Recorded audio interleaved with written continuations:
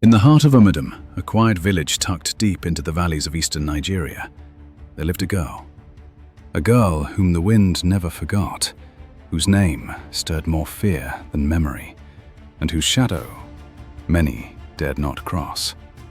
They called her a witch, but they never knew why. Her name was Adanne. Born on the night of a blood moon, under heavy rain and the cry of vultures, the elders whispered that she carried a strange aura. Her mother died hours after childbirth. Her father disappeared a week later. Left in the care of an old blind grandmother, Adanne grew up in silence, eyes wide, voice soft, skin dark as fresh palm oil, and a birthmark shaped like a river snake ran from her left cheek to her neck. In Umudim, this was enough to curse you for life. Children were warned to avoid her. Mothers clutched their babies tighter when she passed. And whenever something went wrong, a stillbirth, a missing goat, a failed harvest, all fingers pointed to the girl with the mark.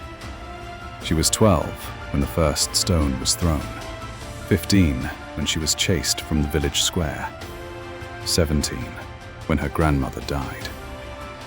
Alone, Adanne built a hut at the edge of the forest, near the Uzala River, the very place villagers feared the most. That was where her story should have ended. But fate had other plans. That year, the rains came early, first soft and timid, then loud and angry, falling like war. The Uzala River, once gentle and shy, began to hiss and swell. But the elders, proud in their wisdom, called it a passing storm. Crops began to rot in the soil, roofs collapsed. The earth, once dry and cracked, now oozed like broken skin. Adanne watched from the edge of the forest, eyes tracing the clouds. She knew the signs. Dreams whispered them to her. Water rising, trees bending, spirits crying. She carved strange symbols in the sand, whispered to the birds, listened to the soil. But no one came to ask, because to them, she was still just a witch. Then one night, it happened. The flood. It came not like a thief, but like a god, furious, roaring, unstoppable. Uzala River broke free like a possessed spirit. Walls fell, children screamed, the shrine collapsed. The ancestral trees were uprooted, their roots dangling like dead limbs. Mud swept into homes, snakes slithered through doorways. The water was not just water. It carried rage. It carried judgment. Men climbed rooftops, calling on gods that never answered. Mothers held babies to their chest, begging for dawn that wouldn't come. And just when it seemed Umudim would be swallowed whole, Adanne appeared. From the shadows of the forest she came barefoot, wrapped in red cloth, holding a staff carved from lightning-struck wood.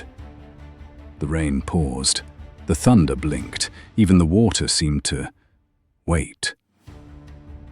Adanne raised her arms and stepped into the flood. The villagers, stranded and trembling, watched in horror. She began to chant words not taught in school or church, words older than time. The river trembled. She walked deeper, then plunged her staff into the earth. A sound like a drumbeat thundered across the sky, and the impossible happened. The waters split. Not fully, not forever, but long enough for the people to escape, long enough for the elders to carry the children, long enough for hope. When the last of them crossed to dry land, the river surged again, and Adanne was gone. They searched for days. All they found was her staff, buried upright at the riverbank.